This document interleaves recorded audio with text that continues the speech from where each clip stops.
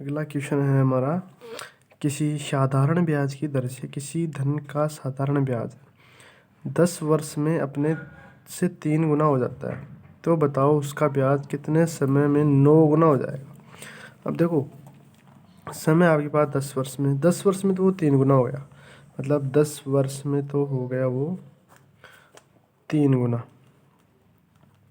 इसका मतलब अगले 10 वर्ष में वो हो जाएगा 20 साल बाद 6 गुना हो जाएगा, क्योंकि साधारण ब्याज, चक्रवृद्धि ब्याज होता तो ब्याज पे ब्याज लगता, तो ये सीधा नहीं उठता। लेकिन जब चूंकि ये ब्याज साधारण है तो डायरेक्ट गुणा हो जाएगा, और अगले 10 वर्ष में मतलब 30 वर्ष बाद तो 3 गुना और बढ़ जाएगा इसमें, तो इसका मतलब पूरा ब्याज हो जाएगा आपका 9 गुना।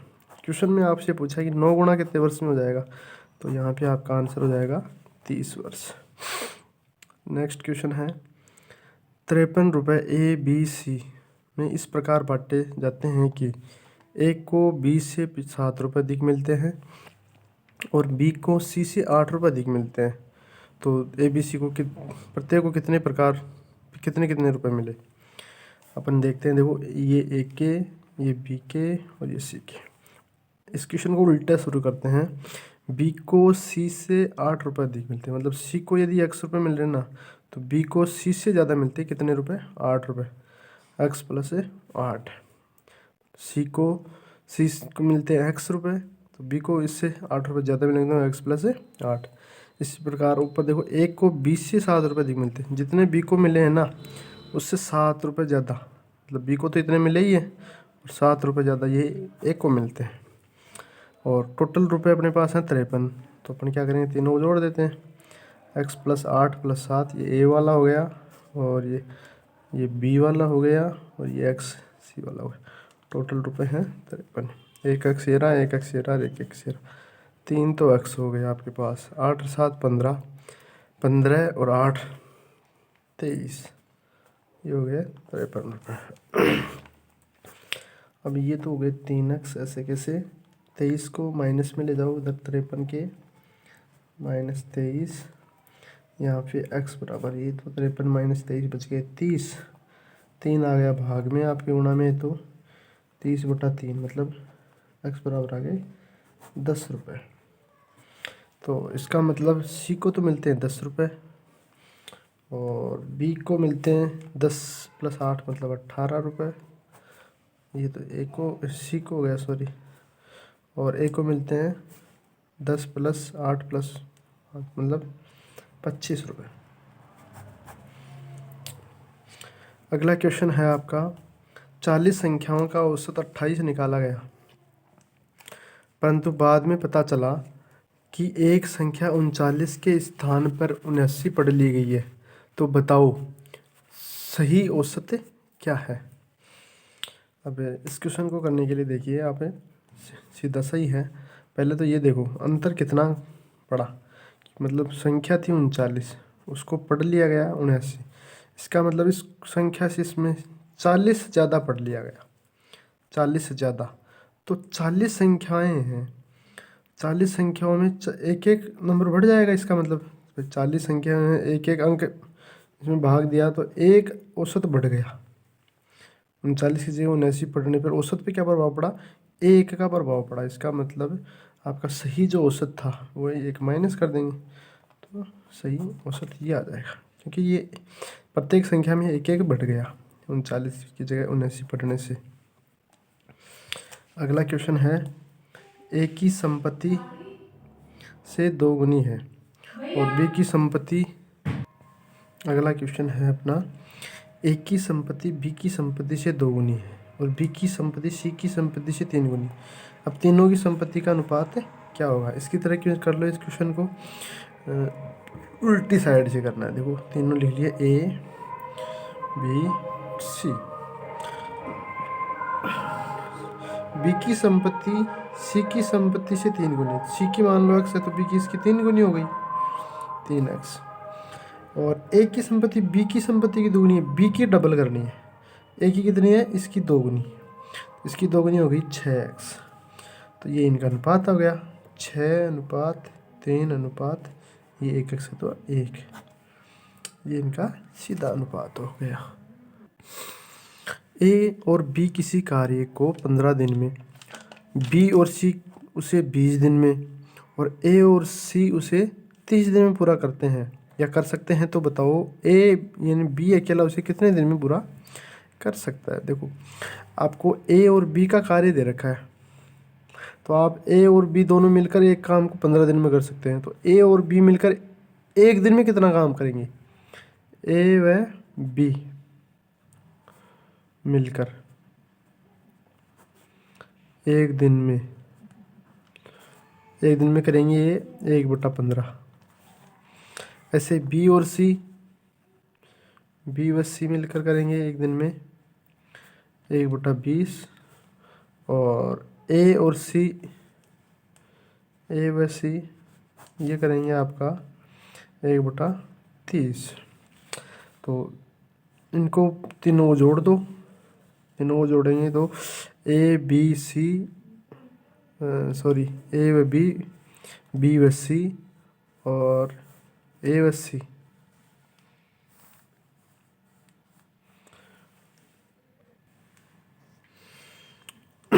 तो इन तीनों को जोड़ दो, इन तीनों को दो, ए बी, 2 ए 2 बी और 2 सी, इनको जोड़ेंगे तो 2 ए 2 बी और 2 सी, ये 1/15, 1/20 और 1/30। इनका ले लो एलसीएम, इनका एलसीएम आ गया 60, 15 चौक 60, 4 20 या 60, 3 एकम 3 और 3 दूनी 60, ये 2, इधर ये हो जाएगा 2 ए बी और सी, 2 इधर भाग में आ जाएगा आपके, ये तो 4 3 7 और 2 9, 2 इसके गुणा हो गया 60 के, मतलब ये हो गया 120। काट लो, 3 से कट रहा है, 3 3 9, 3 चौक 12, 40। ये किसका आ गया, ए प्लस बी प्लस सी, तीनों ने मिलकर इस कार्य को करेंगे 3/40 दिन में। क्योंकि अपने को निकालना है बी अकेले का, तो बी अकेला का निकालना है, तो आपको इसको ए और सी का काम इसमें माइनस कर दो। तो ए और सी का काम कहाँ है, ये इसका माइनस कर देंगे बस। ए बी सी के काम में से ए और सी का माइनस करेंगे तो अपने बी का काम आ जाएगा। तो यहाँ से ए प्लस बी प्लस सी के काम में से माइनस कर दो आप ए और सी का, ए प्लस सी का काम माइनस कर दो, तो ये हो गया 3/40 माइनस ए और सी का काम है 1/30 एक दिन का। तो ये माइनस करेंगे तो ये ए और सी से ए और सी कट जाएंगे, यहाँ पे बी का एक दिन का कार्य आ गया। तो इन दोनों का जो लघुत्तम आ जाएगा आपके 120, तो 3 3 9 और 3 चौक 12, ये आ गए 5/120। काट दो, 5 दूनी 10, 5 चौक 20, मतलब 1/24। एक दिन में एक दिन का कार्य है 1/24, तो बी का कुल कार्य कितना हो जाएगा, कितने दिन में करेगा, 24 दिन में। ये आपका आंसर है। बी का पूछा है, अगर किसी और का पूछता, मान लो सी का पूछता, तो ए और बी माइनस कर देते, 1/15 माइनस करते, और एक बी सी का पूछता तो बी सी को ए बी को माइनस करते, या फिर किसी और का पूछता उस हिसाब से माइनस कर देते। अगला जो क्वेश्चन है आपका, एक दुकानदार ने 37 किलोग्राम रुपये प्रति किलोग्राम तथा 45 रुपये प्रति किलोग्राम वाली चाय को मिलाकर 40 रुपये प्रति किलोग्राम की दर से बेचता है। तो बताओ उसे इस मिश्रण को किस अनुपात में मिलाया। तो सही सीधा सा सिंपल सा ऐसे क्वेश्चन को 37, एक तो 37 वाला है और एक है 45 वाला, दोनों को मिलाकर बनाता है वो 40 वाली। तो इसका माइनस तो यहाँ कर दो, 40 37 का अंतर हो गया 3 और 45 40 का अंतर हो गया 5, तो आपका अंतर अनुपात आ जाएगा 5:3। पहले मिश्रण का तो 5 भाग और दूसरे मिश्रण का 3 भाग उसमें मिलाएगा। अगला जो क्वेश्चन है आपका, एक पिता अपने पुत्र से 3 गुना है, तो पिता है और एक है पुत्र। 5 वर्ष बाद उनकी उम्रों का योग 70 वर्ष हो तो पुत्र की वर्तमान आयु क्या है? देखो, पिता पुत्र की आयु किसे 3 गुना है। पहले तो ये पिता 1 साल का है, इसकी उम्र x वर्ष है, तो पिता की उम्र इससे 3 गुनी होगी, 3x वर्ष। अब ये कह रहा है 5 वर्ष बाद, 5 वर्ष बाद, ये तो वर्तमान आयु है। 5 वर्ष बाद की आयु क्या होगी? 3x में 5 जोड़ देंगे बस, 5 साल बाद ये उम्र हो जाएगी, ये इतने साल का हो जाएगा और ये हो जाएगा इतने साल का, 5 + 5 वर्ष का हो जाएगा 5 साल बाद। इनकी आयु का योग, इन दोनों का 5 वर्ष बाद की आयु का योग है 70 वर्ष, तो दोनों को 70 लिख देते हैं। 3x + 5 और x प्लस ये हो रहा है 70। 3x और x तो हो गई 4x और ये हो गए 5 और 5 10, ये 70। 10 तो माइनस में आ जाएंगे, 4x, 70 - 10 4x, 70 में से 10 गए तो 60 और x आ गया भाग में 4, 60/4, x का मान आ गया 15 वर्ष, मतलब पुत्र की उम्र आ गई 15 वर्ष x। और पुत्र की ही वर्तमान आयु पूछी, पिता की पूछता तो इसे 3 गुना कर देते, 15 × 3 = 45 वर्ष हो जाती पिता की। इस प्रकार ये आपका क्वेश्चन हो गया। लीजिए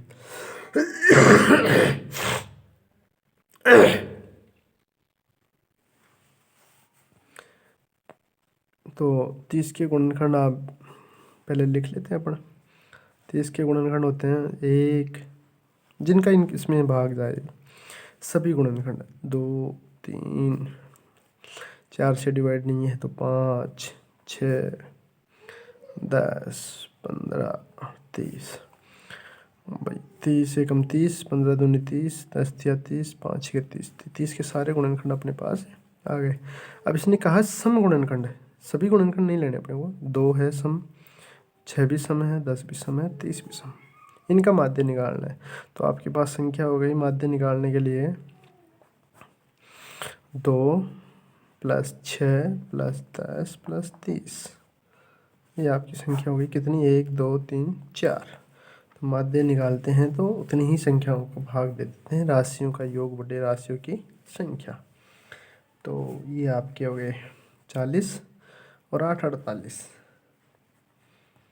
48/4, तो 4 × 4, 4 × 2 = 8, ये इसका आ गया माध्य। इसी प्रकार आपका अगला क्वेश्चन है, किसी वस्तु पर 12% लाभ जोड़ने पर विक्रय मूल्य 616 रुपये था, यदि उस वस्तु को 462 में बेच दिया जाए तो हानि प्रतिशत क्या होगा? तो देखो, वस्तु का विक्रय मूल्य दे रखा है, तो पहले तो निकालेंगे क्रय मूल्य। क्रय मूल्य, वस्तु का क्रय मूल्य क्या होगा? सूत्र होता है आपका 100/100 ± लाभ अथवा हानि। लाभ होगा तो प्लस लिख देंगे, हानि होगी तो माइनस, और गुणा विक्रय मूल्य। तो आपके पास 100/100 प्लस लाभ दे रखा है 12, विक्रय मूल्य दे रखा है 616, ये हो गया 100/112, 616। अब ये कट जाएगा 8 से अपने, 8 × 8 और 8 × 4 = 32,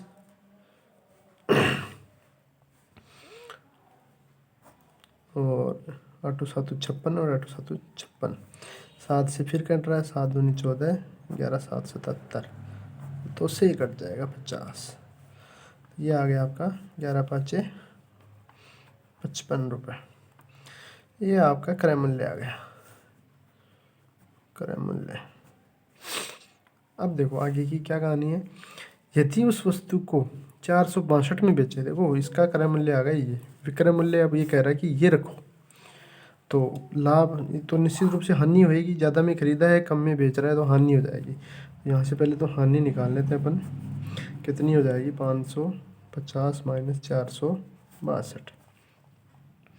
तो हानि होगी 0 में से 2 गया तो 8, 5 में से 6 तो एक हासिल की आएगी थी, 4 में से 6 जाएगा नहीं, मतलब 54 में से 46, तो ये बच गया 88। तो ये तो आ गई हानि आपकी। अब आपको निकालना हानि प्रतिशत। हानि प्रतिशत होता है हानि बटा क्रय मूल्य। हानि या लाभ हमेशा क्रय मूल्य पर ही निकलते हैं, लाभ हो अथवा हानि, यहाँ पे क्रय मूल्य ही आएगा। हानि कितनी हो गई आपकी 88, क्रय मूल्य आपका था 585 गुणा 100, कट गया 11 5 55, 11 8 88, और ये 5 दूनी 10, 8 दूनी 16% को उसको क्या हो गई हानि हो गई। अगला जो क्वेश्चन है, दो संख्याओं का गुणनफल 1092 है और उनका योग और उनके अंतर से 42 अधिक है, तो बड़ी वाली संख्या कौन सी होगी। दो संख्या मान ली, एक तो x मान ली और एक y मान ली।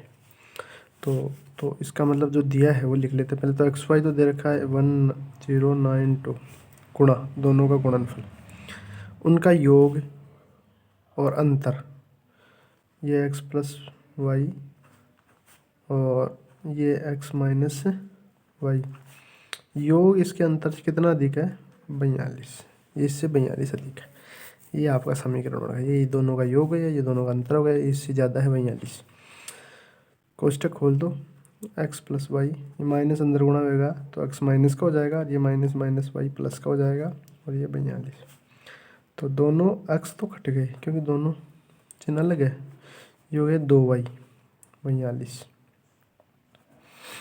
यहाँ पे दो भाग में तो y बराबर आ जाएगा 21।